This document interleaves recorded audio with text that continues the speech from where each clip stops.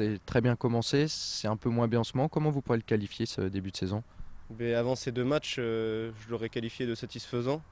Maintenant, on n'a pas eu trois matchs d'affilée, Brest, Troyes et Vannes. Donc je dirais que dans l'ensemble, il est encore bon, mais voilà, si on gagne ce week-end, ça sera encore satisfaisant, je pense. Il faut gagner absolument ce week-end, il faut les 3 points. L'analyse de Malik Couturier est plutôt juste. Le début d'exercice 2008-2009 du SCO est satisfaisant. 2 victoires, 2 nuls et 2 défaites en 6 matchs de championnat. Aujourd'hui, dans SCO News, on se replonge dans ce début de saison. Opposés à Reims lors de la première journée de championnat, les Angevins font forte impression. Ils s'imposent avec la manière 3 buts à 1. Les buts sont signés Aurillac qui réalise le doublé et Alou et Folou.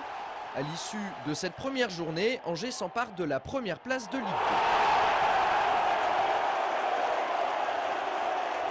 La semaine suivante, pour sa première sortie loin de Jambouin, le SCO se rend sur l'île de Beauté pour y affronter Bastia. Les SCOistes ramènent le point du match nul malgré plusieurs occasions nettes.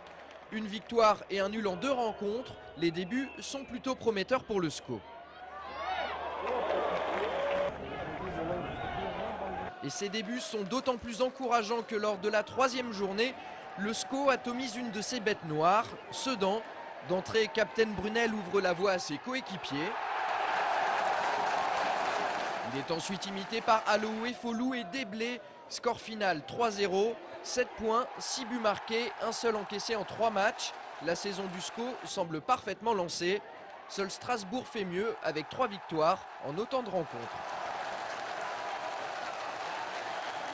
Après une telle entame en championnat, c'est forcément très attendu que le SCO débarque à Clermont pour la 4e journée de Ligue 2.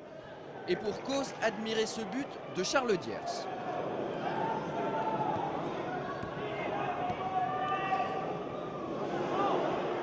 La conception est parfaite, la réalisation l'est tout autant. Ça fait 1-0 pour Angers. Et ce n'est pas terminé pour les Angevins, Diers va encore faire parler de lui. Il offre à Brunel ce petit bonheur de passe. Le capitaine angevin ne manque pas l'occasion de doubler la mise. Mais cet avantage de 2 buts ne suffira pas.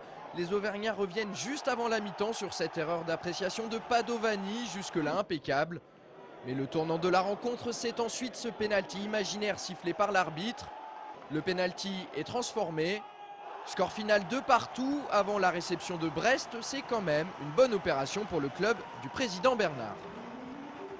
Et malheureusement pour les protégés de Jean-Louis Garcia, la réception des Bretons va coïncider avec le début d'une mauvaise série. Les Angevins s'inclinent 2-1 à domicile après avoir été menés 2-0. Paul Alou et Folou réduira le score en milieu de seconde période. Le SCO enregistre ainsi son premier revers de la saison. 2 semaines plus tard, comme nous vous le disions hier, Angers sera défait à Vannes. À l'issue des 6 premières journées, Angers se retrouve 9e avec 8 points. Jean-Louis Garcia, le technicien angevin, dresse un premier bilan. Aujourd'hui, notre bon début de saison nous avait permis d'avoir un petit peu de marge par rapport aux autres équipes. Donc on se retrouve à 2 victoires, 2 nuls, 2 défaites. Ça reste un début de saison moyen plus, je dirais. Et la venue de Nîmes est l'occasion de nous relancer complètement.